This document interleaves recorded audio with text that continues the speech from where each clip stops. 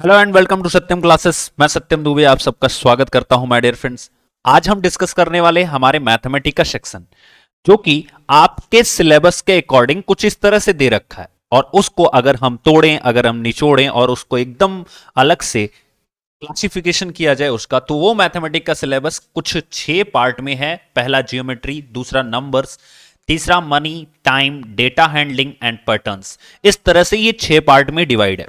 अगर इन 6 पार्ट के आप देख सकते हो, इनके जो सब पार्ट हैं, इनके जो साथ के जिस ज्योमेट्री के अंदर क्या क्या चीजें पढ़नी है, जैसे शेप्स पढ़ना है, स्पेशियल अंडरस्टैंडिंग पढ़नी है, सॉलिड पढ़ना है जो कि हमारे अराउंड में है, मेजरमेंट पढ़ना है, लेंथ पढ़नी है, वेट पढ़ना है एंड कैपेसिटी। ये अपने आप में एक बहुत बड़ा सेक्शन होता है जिसे हम कह सकते हो मेंसुरेशन के अंदर भी हम इसको रखते हैं। तो अब इसको कहां से पढ़ना है, किस किस तरह से पढ़ना है और कैसे कैसे कवर करना है, आज हम इसी को कंप्लीट करने वाले हैं। ठीक है, तो अगले 10 से 12 मिनट आपके लिए बहुत इंपॉर्टेंट होने वाले हैं। तो चलिए देखते हैं। सबसे पहला पार्ट ज्योमेट्री। मैंने इस मेंसुरेशन के सेक्शन को भी ज्योमेट्री में इसी वजह से रख रखा है, क्योंकि आपको क्लियरली तरीके से समझ में आ जाए कि किस क्लास की बुक से कौन कौन से चैप्टर को आपको कवर करना है। ठीक है, बेसिकली मैं बात कर रहा हूं जो आपकी एनसीईआरटी की बुक है, मैं उनकी बात कर रहा हूं। ठीक है, एनसीईआरटी बुक्स में कौन कौन सी क्लास में कौन कौन से चैप्टर्स को कवर करना है, ये हम आज देखने वाले हैं। सबसे पहली बात कि भाई अगर आप बात करोगे 1 to 5th, तो वो आपको कंप्लीट करनी है, उसमें आपको छोड़ना ही नहीं है। क्यों नहीं छोड़ना है? क्योंकि आपने जब पढ़ा होगा शुरू शुरू में सिलेबस के ऊपर, तो उसमें साफ साफ मेंशन था कि सर 1 to 5th जो है वो तो पूछा ही पूछा जाएगा, लेकिन इनके क्वेश्चंस का जो लेवल होगा वो कितने लेवल का हो सकता है। जो क्वेश्चंस का लेवल है वो इन्होंने बताया कि अप टू 12th लेवल तक ये पूछ सकते हैं आपसे। तो देखो 12th लेवल तक तो ये पूछेंगे नहीं, क्योंकि 12th लेवल की मैथमेटिक दुनिया की अलग ही दुनिया की मैथमेटिक है। वो आप कभी ये लोग पीआरटी के अंदर उसको नहीं पूछेंगे। उसका सबसे बड़ा एक और रीजन है कि टीजीटी के मैथ का जो सिलेबस है, देखो ये चीज क्यों बता रहा हूं, क्योंकि कनेक्ट कराना जरूरी है। ये 9th और 10th का कंप्लीट सिलेबस है। अब पीआरटी के जो मैथ का सिलेबस है, ध्यान से सुनिए, वो 1 से 5 तक का सिलेबस है। आपको पता है बीच में एक सेक्शन गैप है। अगर आप देखोगे ध्यान से, पीजीटी के मैथ का जो सिलेबस है वो 11th एंड 12th का सिलेबस है। ठीक है, तो अब सवाल आता है कि कौन सी चीज गैप है। तो 1 से 5 और 9 से 10 के बीच में एक सेक्शन का गैप है, जिसे हम जूनियर लेवल बोलते हैं, वो है हमारा 6 to 8। तो ये जो टीजीटी वाले हैं इनके लिए जो आसान क्वेश्चन बनेगा वो 6 to 8 से बनेगा, और जो पीआरटी वाले हैं इनके लिए जो टफ क्वेश्चन बनेगा वो 6 to 8 से बनेगा। इसीलिए मैं आपको आज पूरा पोस्टमार्टम करवाने वाला हूं कि भाई 6 to 8 से क्या क्या क्वेश्चंस आपके बन सकते हैं। ठीक है, और मैं एक एक चीज आपको एनसीईआरटी के चैप्टर्स में सीधे नाम लिखे हुए दिखा सकता हूं, बट अब ये मुझे दिखाने की जरूरत नहीं है। आपको जो मैं चैप्टर्स बता रहा हूं ना, इनको नोट कीजिएगा, और एनसीईआरटी का ऐप आता है, एप्लीकेशन आता है, उसको खोलिएगा, और अपने आप जब पढ़ोगे तो आपको लगेगा हाँ सर आपने जो जो बताया है सब कुछ उस चैप्टर के अंदर मेंशन है। जैसे क्लास 6 के अंदर चैप्टर नंबर 4, 5, 10, 13 एंड 14, ये आपके ज्योमेट्री से रिलेटेड है। आपको वो सारे के सारे चैप्टर पढ़ने पड़ेंगे।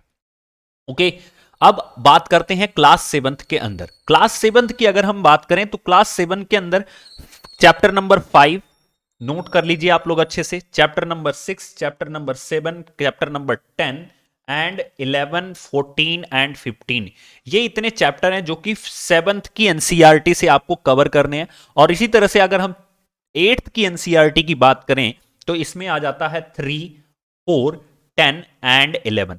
माय डियर फ्रेंड्स, अब बात आती है कि सर इतने सारे चैप्टर्स हम अगर पढ़ेंगे, ठीक है, तो पहले तो हमें उनको पढ़ना पड़ेगा, फिर उनके क्वेश्चन आंसर लगाने पड़ेंगे, फिर हमें कंपटीशन के लेवल पे क्वेश्चन आंसर लगाने पड़ेंगे। याद रखिएगा मैं क्या बोल रहा हूं, कंपटीशन लेवल के क्वेश्चन आंसर को आपको टच करना है। ठीक है, क्यों? क्योंकि आप कंपटीशन देने जा रहे हो, और आप अकेले नहीं हो, आपके जैसे लाखों महारथी बैठे हुए हैं 1 से 5 तक की एनसीईआरटी की मैथमेटिक्स तैयार करके। तो आपको अगर सिलेक्शन लेना है ना, तो थोड़ा तो अलग करना पड़ेगा ना। अब सर कंपटीशन का लेवल कहां से कवर होगा? माय डियर फ्रेंड्स, मैं आपको बताऊं, कंपटीशन का असली लेवल जो आता है वो आता है आर एस अग्रवाल से। बट मैं आपको ये चीज देखो, बात वही है ना कि तैयारी इतने लेवल की किए रहो कि चाहे वो 6 से पूछे, चाहे 7 से पूछे, चाहे 8 से पूछे और चाहे 1 से 5 से पूछे, आपका सब कंप्लीट होना चाहिए। तो जितने ये चैप्टर्स आपको एनसीईआरटी के अंदर दिख रहे हैं, ध्यान से सुनिएगा मेरी बात, जितने ये चैप्टर्स दिख रहे हैं, जब आप इनको खोलोगे देखोगे तो इनके नाम भी आपको दिखेंगे। इन चैप्टर्स से रिलेटेड जितने क्वेश्चन आपके आर.एस. अग्रवाल में दिए गए हैं उनको जरूर कीजिएगा। मैं आपको बता रहा हूं, ये बुक का नाम है। अब दूसरा क्या तरीका है, सबसे रिलेवेंट तरीका जो मैं आपको बताने वाला हूं, हमारा जो कोर्स है, देखो सिंपल सी बात है, अगर कोई कहेगा कि सर आप बार बार कोर्स क्यों लाते हो, उसका सबसे बड़ा रीजन है मेरे भाई, उसका सबसे बड़ा ये रीजन है, आप जितने की आर.एस. अग्रवाल खरीदोगे, जितने की एनसीईआरटी खरीदोगे, जितने के सारे एनसीईआरटी खरीदोगे, जितने की इंग्लिश की बुक खरीदोगे, आप अगर हर सब्जेक्ट के लिए बुक खरीदने लगो ना, तो कम से कम 4 से 5 हजार रुपए आपको बुक खरीदने में लग जाएंगे। और सिर्फ रुपए की बात नहीं है, सुनो ध्यान से, फैक्ट बता रहा हूं, रुपए की बात नहीं है। रुपए के बाद जो आप टाइम खर्च करोगे उन बुक्स से मटेरियल्स निकालने के लिए, उन बुक्स से चीजों को निकालने के लिए, वो टाइम आपका बहुत ज्यादा कंज्यूम हो जाएगा। 2 महीने तो आपको लग जाएंगे कि चीजों से हमने मटेरियल निकाला है, अब उनका आप रिवीजन करना शुरू करोगे, फिर उनके नोट्स बनाओगे। तो इतना टाइम आपके पास नहीं है कि आप 2 महीने तक सिर्फ यही काम करते रह जाओ, वो भी जब डेली सिर्फ मैथ के ऊपर काम करोगे तब। और आपको केवल मैथ नहीं पढ़ के जाना है, मैथ के साथ साथ और भी सब्जेक्ट पढ़ के जाने हैं। इसी वजह से अब मैं आपको एक बड़े भाई के तौर पे, छोटे भाई के तौर पे, या दोस्त के जिस भी तरह से आप मान सकते हो, एक फैमिली मेंबर पे, मैं आपको सजेस्ट करूंगा कि कोई भी कोर्स जरूर इनरोल करो, उससे आपके लिए बेनिफिट होगा। हालांकि हमने बहुत ही कम प्राइस में 877 में, आप देखो हमने आपको पूरी मैथमेटिक करा रखी है। ये सब्जेक्ट स्पेसिफिक का 80 मार्क्स का पार्ट है, इसमें हम गए, हम जब इसके मैथमेटिक के सेक्शन में आएंगे, यहां पर देखिए हमने बेसिक से एडवांस ज्योमेट्री में देखो 18 वीडियोस, और आप इसी चीज की ज्योमेट्री की बात कर रहे हो, ये चीज, ये सारी चीजें मैं आपको दिखाने वाला हूं। वो 18 वीडियोज में आपकी पूरी ज्योमेट्री कवर है, वो भी बेसिक से लेकर के एडवांस तक। आप देखो हमने लाइन से शुरू किया है कि लाइन क्या होती है, एंगल क्या होता है, उसका कंसेप्ट क्या है। इसके 2 पार्ट में हमने इसके कंसेप्ट को करा है, फिर 2 पार्ट में हमने एक्सरसाइज को भी करा है। इसी तरह से फिर हम आगे बढ़े हैं तो हमने कितनी बेहतरीन तरीके से ट्रायंगल को लगाया है। और मैं आपको बताऊं कि आप हमने हमारे कोर्स में भले ही इनरोल नहीं किए हो, तो भी आप जाकर के इस लाइन एंड एंगल के कंसेप्ट को देख सकते हो, बिकॉज ये अनलॉक्ड है, ये कोई भी देख सकता है। आप इनरोल किए रहो या ना किए रहो, आप देख सकते हो, ठीक है। और सुनो, अभी तो ये ट्रायंगल हुआ, तो ट्रायंगल के इसलिए हमने 3 पार्ट में ट्रायंगल को डिस्कस किया, फिर हम पैरालेलोग्राम, रेक्टेंगल, स्क्वायर, रोम्बस, और देखो छोटी छोटी वीडियोस में नहीं, लगभग 1 घंटे लगभग हमने वीडियोस में उसको डिस्कस किया है, उसके क्वेश्चंस भी करवाए हैं। ट्रेपेजियम, फिर सर्कल को हमने बड़े अच्छे से डिस्कस किया, ठीक है। 4 पार्ट में आपका सर्कल डिस्कस है। अब एक चीज और बताता हूं आपको कि ये सिर्फ डिस्कशन, अब आप कहोगे सर इसमें तो आपने कंसेप्ट पढ़ाया होगा, क्वेश्चन कहां से कराया है? भाई मेरे क्वेश्चन भी हमने कराए हैं, क्योंकि हमने इसकी पूरी पीडीएफ आपको दे रखी है। आप नीचे देखो, ज्योमेट्री एंड मेंसुरेशन पीडीएफ, इस पे क्लिक करना, ठीक है। ये पीडीएफ क्लिक करना, और जैसे ही क्लिक करोगे आपको यहां पर दिख जाएगा कि हमने ये लिखने के लिए सर्कल का पीडीएफ है, इसके अंदर पूरी सारी चीजें समाहित हैं, ठीक है। इसी तरह से क्यूब एंड क्यूबॉइड का है। तो माय डियर फ्रेंड्स, देखो मैं ये नहीं कह रहा हूं कि आप मेरे पे ही इनरोल करा लो, बट भाई आपके पास टाइम नहीं है। अब आप या तो अपने 877 बचा लो, ठीक है, और 4 से 5 हजार रुपए खर्च कर लो किताबों में, और अपना समय बर्बाद कर लो। या तो आप 877 लगा दो, आपको ना किताबों के पैसे खर्च करने हैं, ना आपका समय बर्बाद होगा। आप इसी 2 महीने के अंदर अपना कोर्स कंप्लीट करके अपनी नोट्स तैयार कर लोगे, आपको चीजें समझ में आ जाएंगी, आप प्रैक्टिस करना शुरू कर लोगे, ठीक है। अब आपके पास 2 ऑप्शन है, या तो आप इधर लगा दो, आप इधर बचा लो। अब आपको खुद डिसीजन लेना है कि आप समझदार हो या फिर उसको मेहनत करके पाना चाहते हो, ठीक है। स्मार्ट वर्क कीजिए। इतने में पहले आप पूरे यूट्यूब पे घूम करके आ जाइए कि आपको कोई नहीं दे रहा है, और हम आपको डेमो क्लासेस यानी कि वो जो अनलॉक्ड वीडियो है उसको जाकर के जरूर देखिए, उसके पैसे नहीं लगने वाले हैं, ठीक है। चलिए नेक्स्ट सेक्शन की अगर हम बात करें तो हमारा अगला सेक्शन आता है नंबर्स। अब अगर नंबर्स से रिलेट हम करें तो भाई 1 to 5 तो मैंने पहले ही बोल दिया कि आपको कंप्लीट पढ़ना है। दूसरी जो चीज है वो है 6 क्लास में हमने क्या पढ़ना है। अगर हम बात करें क्लास 6 में कौन कौन से चैप्टर पढ़ने हैं, तो chapter number 1, chapter number 2, chapter number 3, chapter number 6, chapter 7, 8, इतने चैप्टर आपको क्लास 6 से करने हैं। अगर मैं बात करूं क्लास 7 से कितने करने हैं, तो करना है 1, 2 एंड 9, एंड इसी तरह से अगर मैं बात करूं 8th क्लास से कितने चैप्टर करने हैं, तो करना है 1, 6, 7, 8 एंड 16। मैं आपको फिर से कह रहा हूं वो 9th एंड 10th की मैथ बिल्कुल नहीं पूछेंगे, ये मैं आपको गारंटी दे सकता हूं, वो नहीं पूछेंगे, क्योंकि टीजीटी के सिलेबस में पूरा 9th और 10th मेंशन है माय डियर फ्रेंड्स। तो कोई भी अगर आपको ये चीज बरगला रहा है और कोई ये भी कह रहा है कि सिर्फ 1 से 5 तक पूछेंगे, तो आप बिल्कुल धोखे में हो, कतई नहीं पूछेंगे 1 से 5 तक, मैं आपको लिख के दे सकता हूं। वो उससे अप लेवल पे जाएंगे, वो मूर्ख नहीं है, उन्हें पता है कि आप सीटेट पास करके जा रहे हो, इसका मतलब आपकी मैथमेटिक अच्छी है, उन्हें पता है आप सीटेट पास करके जा रहे हो, इसका मतलब आपकी जो बेसिक मैथ है वो अच्छी है, आपकी बेसिक ईवीएस अच्छी है, आपकी बेसिक साइंस अच्छी है, बेसिक जो हिंदी होती है वो अच्छी है, तो वो उससे लेवल को उठाएंगे, क्योंकि उनको छांटना है। समझ में आ गई बात? तो इस तरह से नंबर से रिलेटेड ये 3 क्लासेस के अंदर जो जो चैप्टर्स हैं वो हमने आपको दिखा दिए। अब हमने पूरा नंबर सिस्टम अपने कोर्स के अंदर पढ़ा रखा है, मैं बार बार उसको दिखाना नहीं चाहता। अगर आप चाहते हो आप इनरोल कर सकते हो, अगर आपकी मर्जी है आप हमें इस नंबर पे कांटेक्ट कर सकते हो 9682904159। बट थोड़ा सा स्मार्ट वर्क करो, एक बड़े भाई के तौर पे मैं आपको एक सलाह दे सकता हूं, और उससे ज्यादा मैं कुछ कर नहीं सकता। हाँ, हमारे पास 300 प्लस स्टूडेंट्स ऑलरेडी इनरोल कर चुके हैं लगभग 3 से 4 दिन में, और हम आज से यानी कि 5 दिसंबर से लेकर के 26 दिसंबर तक ये अपना एडमिशन ओपन रखे हुए हैं। ठीक है, उसमें आप आ सकते हो। जो मेन सेक्शन है ज्योमेट्री जैसे हमने करा कर खत्म कर दिया है, नंबर हमने करा के खत्म कर दिया, कुछ एक सेक्शन बाकी है जो हम उनको करा के खत्म कर देंगे। ठीक है, तो आप एडमिशन ले सकते हो फटाफट से। ठीक है, ओनली 877 में आपको full videos 200 videos 200 plus videos, not only for mathematic, आपकी सीडीपी पूरी कवर कराई गई है, आपकी इंग्लिश पूरी कवर कराई गई है, आपकी हिंदी पूरी कवर कराई गई है। तो ये सारी चीजें आपको पता है, आप सिर्फ इनकी बुक्स खरीदने चले जाना, इससे ज्यादा दाम में तो सिर्फ किताबें आएंगी।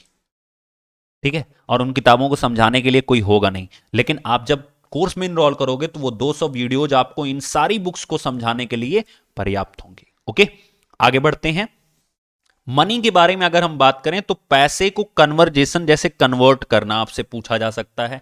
जैसे 1 रुपए को हम अगर बात करें तो हम इसे पैसे में कन्वर्ट कर सकते हैं, पैसे में। ठीक है, 100 पैसे हो गए।